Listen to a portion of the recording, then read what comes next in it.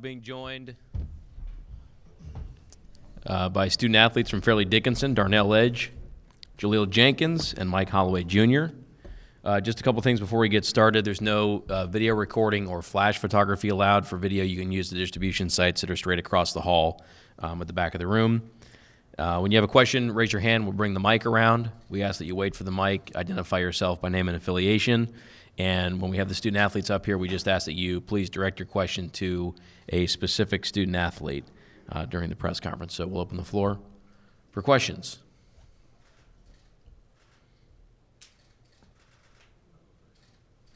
Turn back left. Hello, Ron. This is on Spectrum Networks. Talk just a little bit, this for all three of you, just in general. Last 24 hours for you guys. Less than 24 hours ago, you find out where you're playing in the NCAA tournament. You're here in Dayton. You're going to get through practice in a little bit. Just the general emotions and kind of what you're feeling here in Dayton already. Darnell, can you start? It was just a great feeling. Sitting there, with all our fans, the alumni, everybody, just finding out our destiny. And coming out here, had an early flight this morning, flew in, had some good food, just came back from practice. So it's just been a lot of emotions and a lot of excitement. Jaleel? Just like Darnell said, it was great with our fans and seeing who we play, and come out here at Dayton has been great. It's my first time out here, so I'm very excited. Mike? It's just exciting and a relief to know finally who we play and just getting ready. Like Darnell said, getting on the flight, coming in, practicing. It's just a lot of emotions and a lot of up and downs and just anxious and ready to play.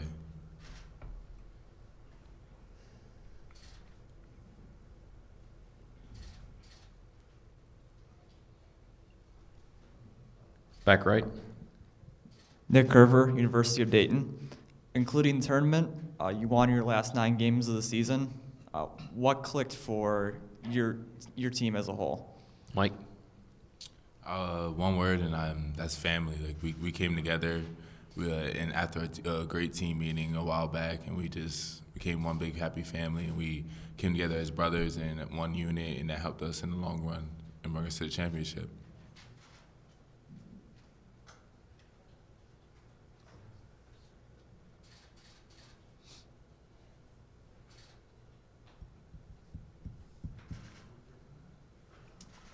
Any further questions? It's good for us. Yeah, back left again. Just make this worth your time, guys. You've got 5 guys in double-figure scoring this season. Just talk about the keys to your offense, how you've been able to distribute the ball so evenly and get contributions from everybody on your team on a regular basis. Mike, can you take that first? We play inside out, as you guys probably see. We just feed the ball inside, and then once guys start doubling down on myself and all the other bigs, we get back out to our shooters and Darnell. And as you see, that's been working for us very well. Darnell's shooting a very high percentage, and Jaleel's getting a lot of threes off, and we're one of the best three-point shooter teams in the conference. So we play a lot of inside-out basketball, which helps us out. Jaleel? We just play together as a team. Our starting 5 has the ability to go off anytime, any night. So we just play together and just go off the coach's game plan. Darnell? Yeah, like these 2 guys, mentioned, we got 5, 6 guys who can go for 20 any night. So we have no ego problems. We all want what's best for each other and what's best for the team. We also run a lot of plays for each player, so everybody feels like they're getting their share. So, yeah. Back right.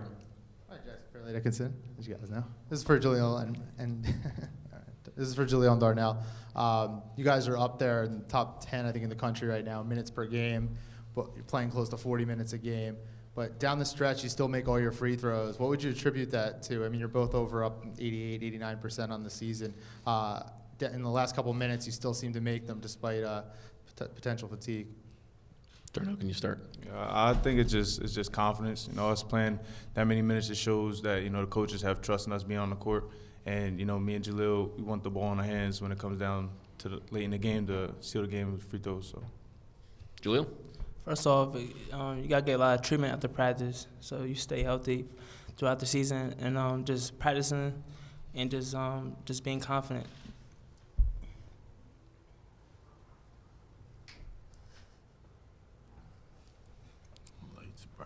Any further questions? All right, Darnell, Jaleel, and Mike, thank you for your time. Good luck tomorrow night. Thank you. We will be joined by the head coach of Fairleigh Dickinson at 4:40.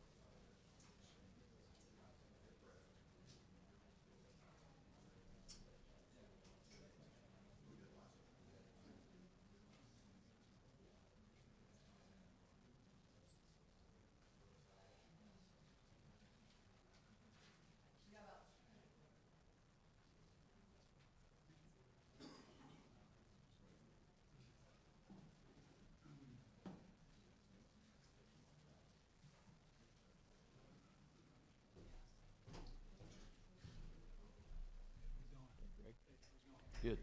Where's the powers? Can I sit right next to you? Now being joined by the head coach of the Fairleigh Dickinson Knights, Greg Horrenda. Greg, if you'd like, you can start with an opening statement, and then we'll open the floor for questions. First of all, I'd just like to, on behalf of our university, administration, athletes, and students, just thank everybody for coming here today and welcoming us to the NCAA tournament in Dayton. This is our second trip, my second trip to Dayton. We came back here in 2016 and had a great visit, but not a great game. So we're coming here to play a really good basketball team in Prairie View.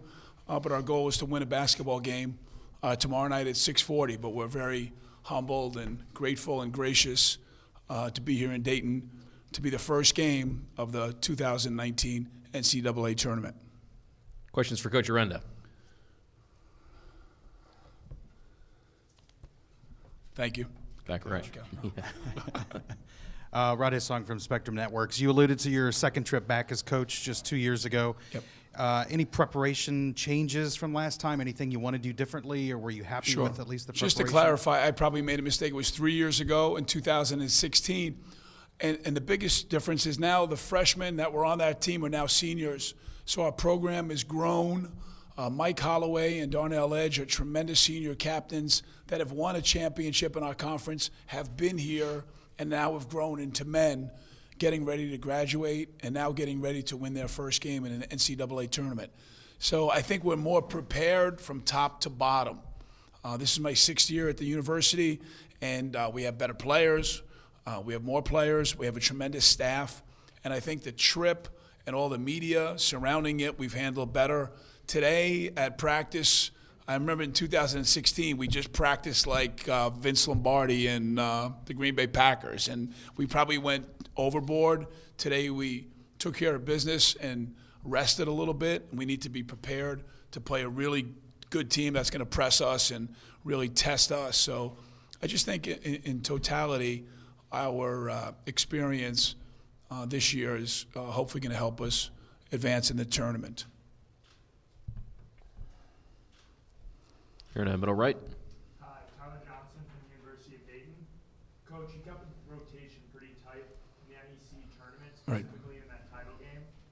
With that being said, in the tournament, crazy things happen, fouls, doubles, and whatnot. Could you see yourself bringing in a three-point threat like Patrick McNamara to add some electricity to the team? Are you related to Patrick McNamara? No, I'm not. Okay. I love it. It's a great question. And what happened in the last regular season game, we lost our starting three-man, Xavier Lone Key, who did not play in our conference tournament. And we had to move our sixth-man, Elijah Williams, up to the fifth man. And Brandon. So we're really a next man step up kind of team. When we came here in 2016, Marcus Towns was on our basketball team, and he transferred and went to Loyola Chicago and went on to be a really good player for them on the Final Four team.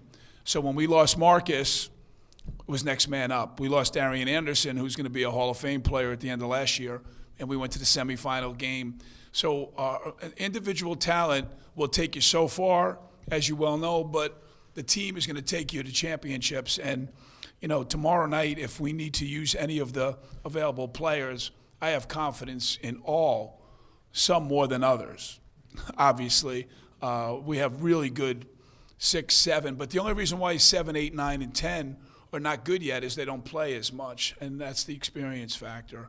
But yeah, you know, you're right. Like Patrick McNamara, and they have guys on their team that, you know, we look and we prepare. But if you're playing Division I college basketball and you're in Dayton, you're capable, and we have capable players that could come off the bench, and if that happens, they'll be ready. And I'm sure Prairie View has the same situation. So it's, you know, when it's one and done, you use whatever you have, man. You got to use all the bullets in your gun.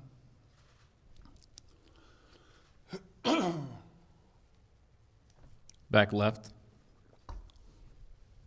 Laurel Fairleigh from the Dayton Daily News. What kind of challenges does Prairie View's defense present? They're known for a lot of steals, especially. I grew up as a coach, and I helped run a basketball camp many years ago, and Rick Pitino was the head basketball coach at Providence College. And me and my friend paid him money to come to Central Massachusetts basketball camp to teach the press. And he came. Gary Williams taught the press when Gary Williams was the head coach at Boston College before Maryland. I watched Jim Calhoun's practices. I love press. I love the pressure. But Prairie View and Byron Smith, their coach, takes it to another level. It's like Malcolm X said once, the fear of the riot is worse than the riot itself. So you don't know when it's coming with their press. So you can come across half court, they're coming at you.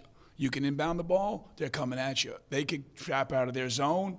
So you have to be prepared at all times. So this is going to be, I told my team, we just practiced at Wright State. This is another final exam. And the final exam is in preparedness. Are you going to come to the basketball? Or are you going to pass it with two hands? It's simple. You know, the greatness comes with simplicity, and we just need to do the simple things, and Prairie View is going to make that really hard to do. So, and we press. So I think it's an exciting first game. We have two teams that are champions, have won 20 games, and are going to go at it. So it's for the fans here in Dayton and throughout the country. I think it's going to be exciting, but really difficult for either team to win, and hopefully the best team will win. Front left, just hang on for the mic.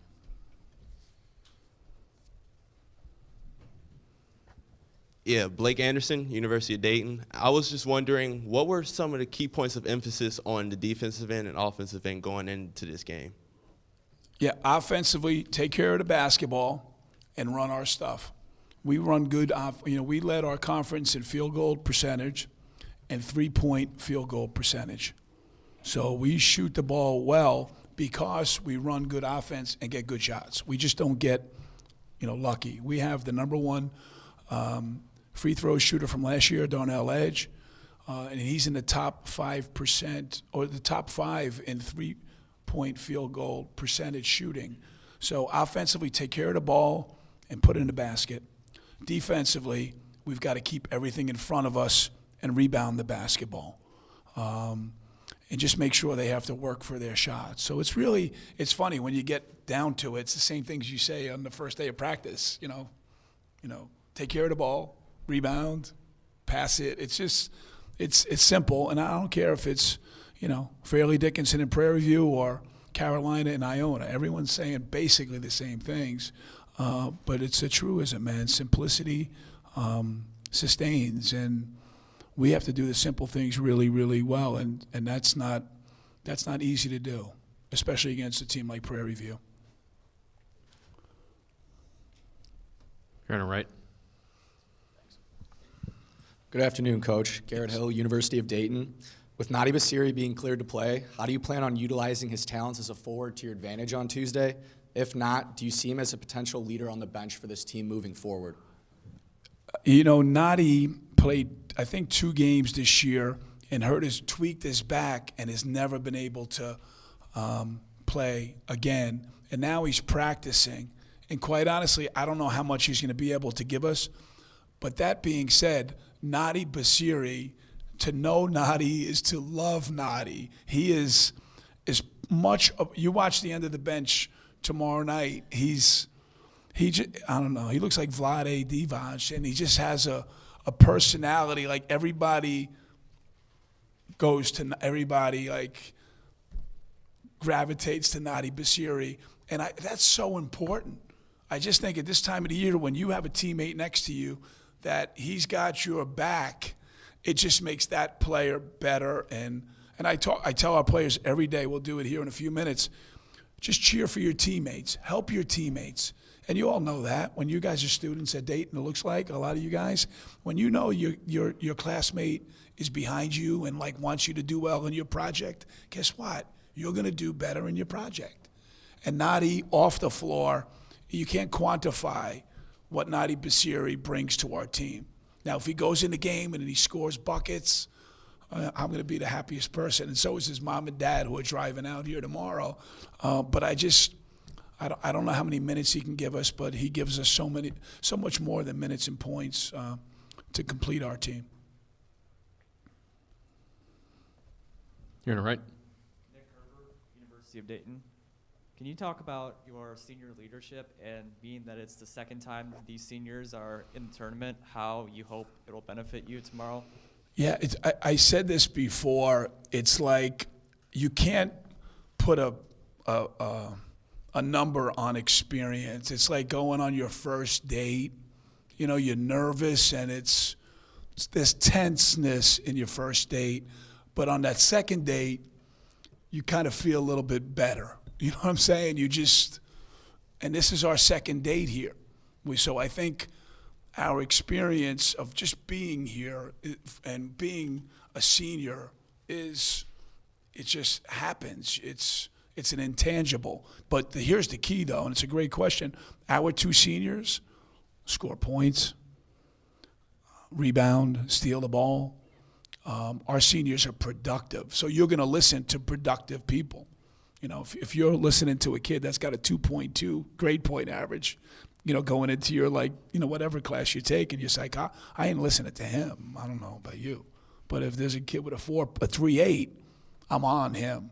And we got 3.8s and 4.0 student athletes here at Fairleigh Dickinson University. And on the court, I think Jen, our compliance, and Nikki, our academic people here, our kids work hard, and they're not 3.8, 4.0 students, but they're above 3.0, and they're.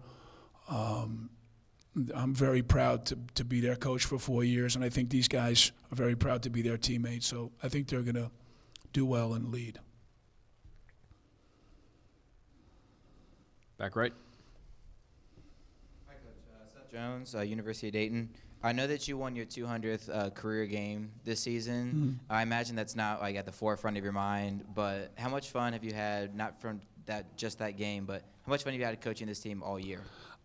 Yeah, I mean, when you win 200 games, you realize how many you haven't won. You know, like Mike Krzyzewski can sleep well tonight. You know, Bob Hurley in New Jersey can sleep well. I'm not catching those guys. But I started as a junior college coach in Elgin Community College here in, I don't know if is this the Midwest? We're in, yeah, kind of. In the Midwest. And I'm a Jersey City guy. And I went from Elgin Community College to Cabrini College in Philadelphia, to UMass Lowell, to the head coach of Fairleigh Dickinson University. And prior to those jobs, I was an assistant for 22 years. So, you know, the 200 wins just makes me realize, you know, man, you know, you're paying your dues. And that being said, I try not to be nostalgic, but I just coached a lot of good players, and I'm coaching a lot of good players. But looking forward, those games maybe give me more experience to make the right calls, but I don't, you know, if you do the math, don't do the math. You know what I'm saying? But we've won enough games and we've won enough championships, and I'm just so proud of. I've been getting texts today from the kids from Elgin, Cabrini, UMass Lowell. I was an assistant at Holy Cross. I was an assistant at Yale, at Seton Hall University, at East Carolina University, and I'm just telling you, it's amazing what you people can do. The media is just nuts. It makes you feel the love, and I don't deserve all the love, but this is the moment when you get it. And the love goes to the players, because if I didn't have good players over all those years, you know, I would not be sitting here, that's for sure. Back right. Emmy Cobb, University of Dayton. What are you telling your team before they step on to the biggest stage in college basketball to kind of calm their nerves? Just do what we do. That's our line, man. Do what we do. You'll hear a lot. I've got a lot of, you want to hear some expressions I have? Do what we do. Don't be a hero. Don't bore me. Have an imagination. Work on your game. Move it. Shoot it. Have fun. Get excited. God bless us. You'll hear me say that.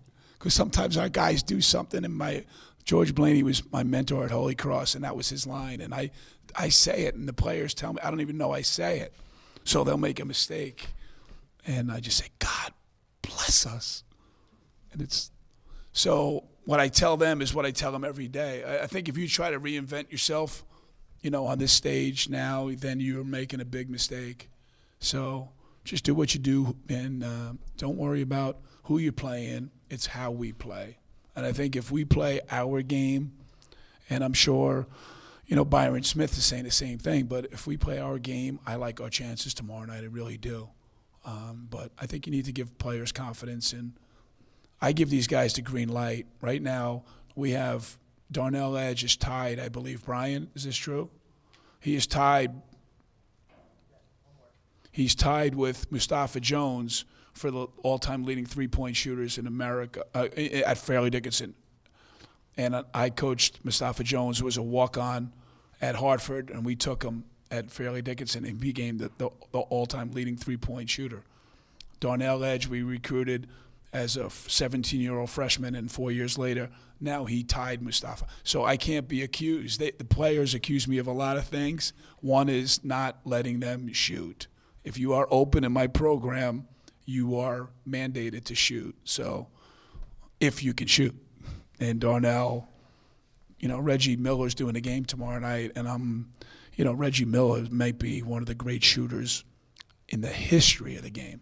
But Darnell Edge is one of the great shooters in the history of Fairleigh Dickinson University and the NEC.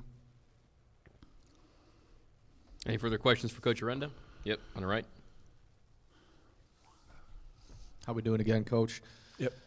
So just kind of with that great comeback that you had against Robert Morris in the semifinal NEC game and that great game that you had against St. Francis in the championship, do you believe that this team is in its best form going into Tuesday night?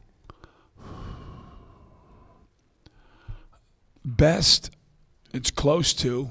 I think we need to be better. That's our mantra too. Let's get better. We have to improve to win this game tomorrow night. And you're right, you hit it right on. Robert Morris was a war. And then St. Francis, we went to Loretto, Pennsylvania in a bandbox, and it was set up for St. Francis to win. And we went in there and didn't win by a bucket or two or three. We won by 11 points. I think it wound up being 9 or 8 at the end of the game. But we're playing good basketball. But guess what? Prairie View, has Byron gone yet or no? No. The man sitting in this seat next after me has won 17 out of 18 games. So I think every team probably in this tournament, especially the automatic qualifiers, are really, at a peak performance level.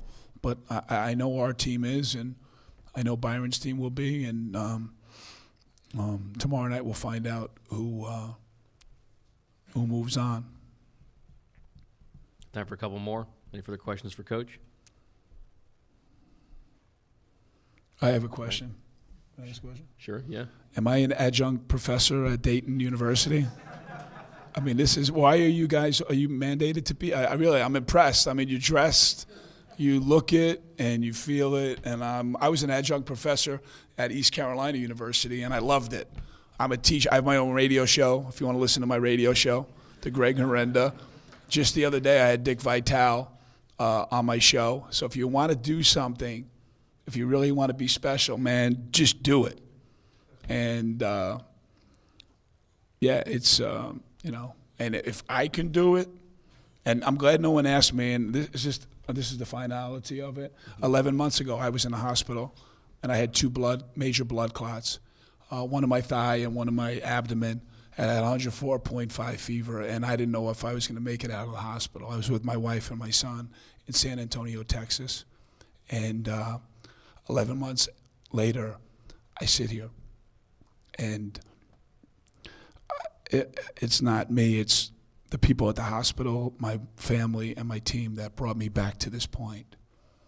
And some teammates have been quoted as that I was an inspiration for them. And quite honestly, they were the inspiration for me. And So I just love to see the youth out there. I'm a 58-year-old man, and I was your age, and I'm just telling you, man, if you got a dream, you just follow it, and it's not about talent. It's about heart. It's about desire, and it's about perseverance.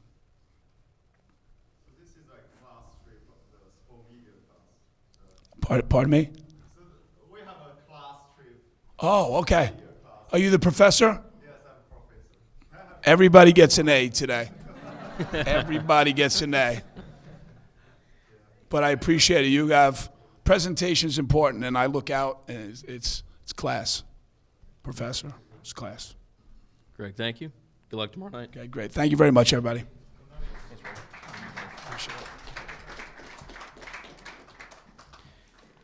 Quick turnaround. We'll be joined by student athletes from Prairie View in just about 5 minutes at 5:05.